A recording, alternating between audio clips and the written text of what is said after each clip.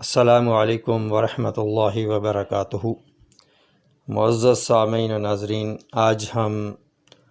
نزلہ زکام کے بارے میں گفتگو کریں گے۔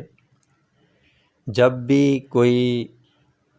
وائرل انفیکشن ہوتا ہے تو وہ سب سے پہلے اعصاب پر اثر انداز ہوتا ہے، اور اگر اس کا ٹریٹ نہ کیا جائے تو وہ پھر گلینڈز کے اندر منتقل ہو جاتا ہے، اور پھر بھی اگر اس کا مناسب ٹریٹمنٹ نہ ہو تو پھر اس میں عضلات انوالو ہو جاتے ہیں، متاثر ہو جاتے ہیں۔ تو پہلی صورت میں جب اعصاب متاثر ہوتے ہیں تو نزلہ زکام کی جو رطوبت ہوتی ہے وہ پانی کی طرح بہتی ہے، کوئی جلن نہیں ہوتی، کوئی درد نہیں ہوتا، اور نہ ہی اس کے اندر کوئی تیزی ہوتی ہے۔ اور جب یہ بڑھ کر دوسرے نمبر پر گلینڈز پر اثر انداز ہو جائے تو پھر اس کے اندر اس کی ریزش کے اندر تیزی آ جاتی ہے، اور اس کا ذائقہ بھی نمکین ہو جاتا ہے۔ مریض محسوس کرتا ہے کہ گلے میں جو رطوبت گر رہی ہے وہ نمکین ہے، اور ناک سے اگر بہے گی تو ناک میں جلن پیدا ہوگی، ناک کے جو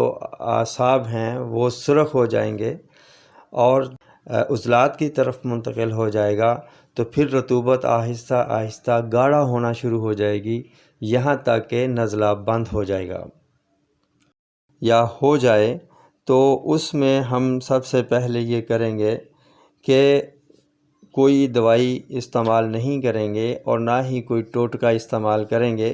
نزلہ زکام کو 3 دن تک ہم چلنے دیں گے، بہنے دیں گے۔ کیوں کہ یہ جو ریزش آتی ہے، یہ جو رطوبت کا آتی ہے، رطوبت کا اخراج ہوتا ہے، یہ انفیکشن کے نتیجے کے اندر یہ پیدا ہوتی ہے۔ اگر اس کو روک دیا جائے گا، انفیکشن آپ کا بڑھ سکتا ہے اور پیچیدگیاں پیدا کر سکتا ہے۔ بلکہ یہ ایسا ہوتا دیکھا بھی گیا ہے کہ جس نے نزلہ روکنے کی کوشش کی ہے، نزلہ رکا یا نہیں رکا، مگر اس کے چہرے کی ہڈیوں میں درد شروع ہو گیا ہے اور اس کا سر بھاری ہو گیا ہے، بعض اوقات بخار بھی ہو گیا ہے۔ تو اس لیے یہ جو ریزش ہوتی ہے، یہ جو رطوبت ہوتی ہے نزلہ زکام کی، اس کا نکلنا ہی بہتر ہوتا ہے۔ لہٰذا حکماء حضرات، اطباء اکرام بھی یہی کرتے ہیں کہ 3 دن تک اس ریزش کو نہیں روکتے، اس رطوبت کو نہیں روکتے، بند نہیں کرتے، اور اس کے بعد پھر اس کا علاج کیا جاتا ہے۔ اور اتنے میں احتیاطی تدابیر جو ہیں وہ بتا دی جاتی ہیں کہ جیسے دن کے وقت نہ سویا جائے اور پیٹ کے بل نہ سویا جائے، کھانا کھانے کے بعد فوراً نہ سویا جائے، اور دن کے اندر کوئی ترش چیز جیسے اچار ہے یا اس قسم کی کوئی چیز ہے وہ استعمال نہ کی جائے، اور برف کا ٹھنڈا پانی استعمال نہ کیا جائے، اور ٹھنڈے پانی سے بھی نہ نہایا جائے۔ اور اس میں جتنی لیسدار چیزیں ہوتی ہیں جیسے آلو ہے، اروی ہے، بھنڈی، دال ماش ہے، ان چیزوں سے بھی پرہیز کیا جائے، یہ استعمال نہ کی جائیں، اور کولڈ ڈرنکس بھی خاص طور پہ استعمال نہ کی جائیں، اور بچوں کو ٹھنڈے پانی سے نہ نہلایا جائے، اور غسل جو ہے وہ شام سے پہلے کر لیا جائے، اور شام کے بعد یا رات کو غسل نہ کیا جائے، اور تیز ہوا، پنکھے یا ایئر کنڈیشن میں نہ سویا جائے۔ ان چیزوں کی احتیاط کی جائے تو اس سے بھی بڑا فرق پڑ جاتا ہے۔ جب نزلہ زکام کی یہ صورت ہو جائے، ایسی کنڈیشن میں لسوڑیاں 50 گرام، بہی دانہ 50 گرام، بڑی الائچی 20 گرام، چھوٹی الائچی 10 گرام، چینی 30 گرام، پودینہ 30 گرام، ان تمام چیزوں کو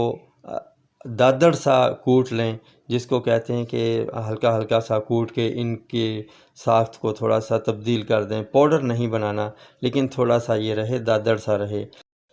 اس پاؤڈر کا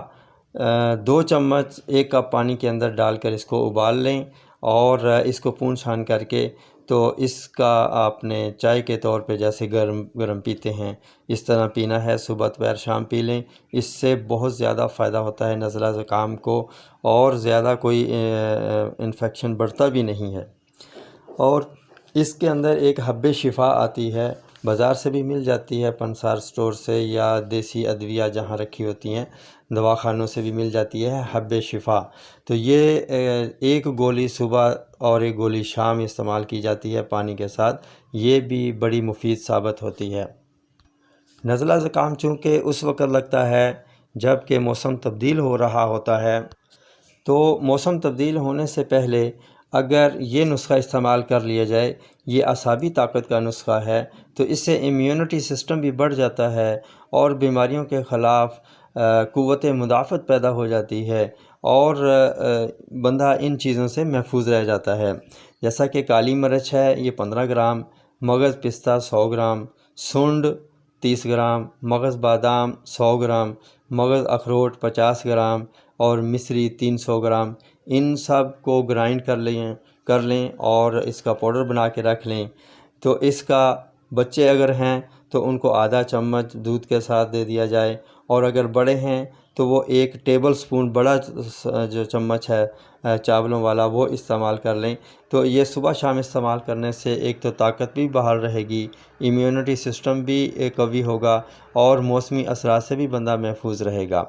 تندرستی انمول نعمت ہے۔ انہی الفاظ کے ساتھ اب اجازت چاہوں گا، پھر ملیں گے اگلی ویڈیو میں ایک نئے ٹاپک کے ساتھ، تب تک کے لیے اجازت دیجیے، اللہ حافظ۔